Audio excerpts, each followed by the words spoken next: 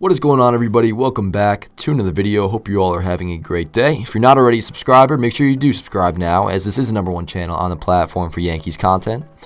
So for today's video, I want to talk about a player some of you guys may have forgotten about, and that is Miguel Andujar. Yes, our young third baseman that was quote-unquote snubbed out of winning the Rookie of the Year award in 2018, with Shohei Ohtani receiving that honor.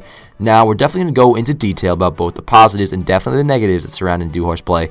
But first, let me just get the stat lines out there to jog your guys' memory on his rookie season with the Yankees.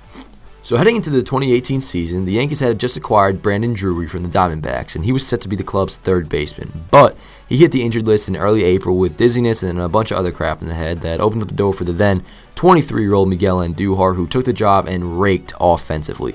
Over 149 games, Andujar hit .297 with 27 home runs, slugging .527 with a 130 weighted runs created plus. So let me discuss the good, which will focus on the stats I just listed. Andujar definitely did rake in the power department. 27 home runs and 47 doubles as a rookie is impressive. There's no way around it. Anytime a rookie posts a slugging percentage over 500, that is something that should be celebrated. Also, his 130 weighted runs created plus means he was 30 points above league average offensively. The guy can hit, and there is no denying it. And for those of you that care about strikeouts, unlike me, he only struck out 97 times, so there's that. There's the good stuff, and let me once again reiterate, the good about Miguel Andujar is really good. However, the not good is bad. So yeah, Miguel Andujar had a nice and pretty .297, but what you didn't know is that his on-base percentage was not so pretty. His OBP in 2018 was .328, which is not high like a .297 batting average is. For those of you who don't understand, batting average is based upon hits, but what it doesn't factor in is how much a player reaches base overall, aka it doesn't include walks and hit by pitch. Just because a player has a higher batting average doesn't mean he reaches base at a high rate. For example, in 2017, Aaron Judge hit .284 and Jose Altuve hit .346. You would think, oh, Altuve reached base more than Aaron, right? Wrong. Judge actually had a .422 OBP compared to Altuve's .410. Judge got on base at a higher rate than Altuve and should have won MVP, but that's a whole nother video that I probably actually will make. Moral of the story is that Miguel Andujar does not reach base at as high a rate as you would think, nor want him to. Put 2018 Miguel Andujar on the 2019 Yankees, and the only starter who reached base at a lower rate would be Didi Gregorius. So that's issue number 1. Issue number 2 would be his defense. Andujar is absolutely brutal at third base. In 2018, he was the worst defender in the league at his position with -25 defensive runs saved and a -16 ultimate zone rating. He was terrible. So much so where the Yankees did not start him in an elimination game. And even the games that he did play, they always subbed him out for defense. He is not a capable third baseman. Now, this isn't saying he can improve, but as of now, he is not good defensively. That is just a fact. Now, with all this said, the good and the bad, there's one other factor that has to come into play when discussing Miguel Andujar, and that is Ciaccio Urshela, who you would figure has a starting third base job heading into the 2020 season, since he literally did everything Andujar did and didn't do, which is hit for power, reach base at a higher rate, and played much better defense. So what's going to happen with Andujar, who will be healthy and ready to go for spring training? There's 3 options, at least to me. 1 would be trade him. 2 would be have him compete for the third base job. 3 would be make him your permanent DH. If I was in charge, which obviously I am not, I'd go with either option 1 or option 3. Package him for something of value, or just have him worry about his offensive game at the DH position rather than having us want to die watching him play third base.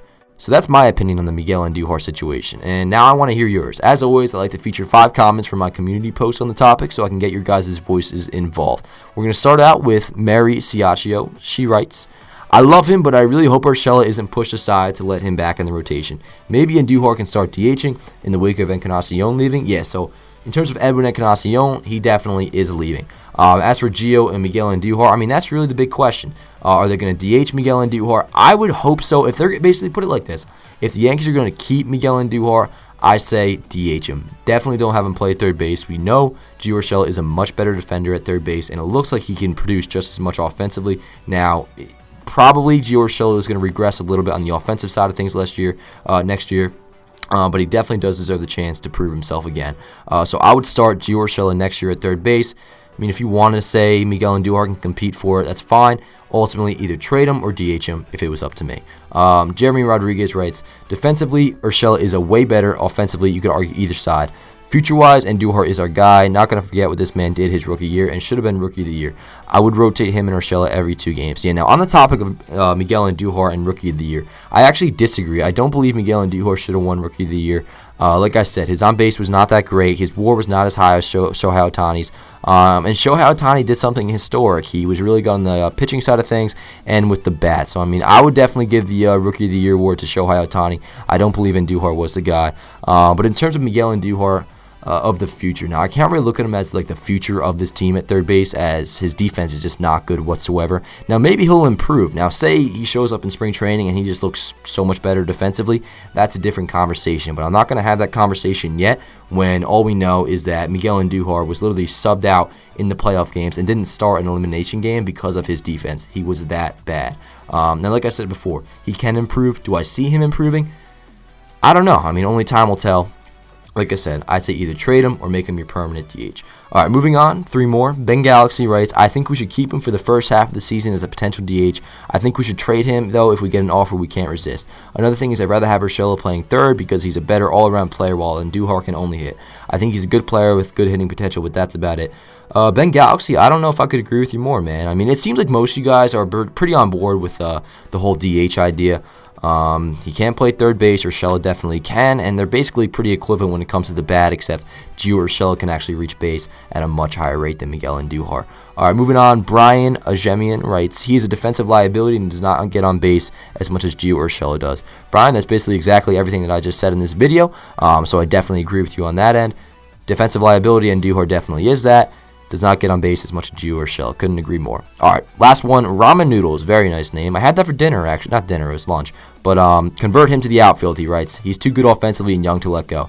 Well, that's definitely not going to happen. 1, converting a player to the outfield is harder than you think. 2, the Yankees outfield is already packed, and it may only get even more packed, even with Aaron Hicks on the DL, and he's only going to come back, or the IL or whatever. So I definitely don't see that happening. But I respect your opinion, man, and hey, maybe they will do that. I don't think they will. But who knows? Only time will tell. Overall, though, my final thoughts, I think I very well could see Miguel Andujar getting traded, but I know the Yankees do love themselves some Miguel Andujar, so I could very well see a notification popping up on my phone that will say, Brian Cashman says Miguel Andujar will compete for the third base job. Who knows? I don't know. I would trade him either or DH him.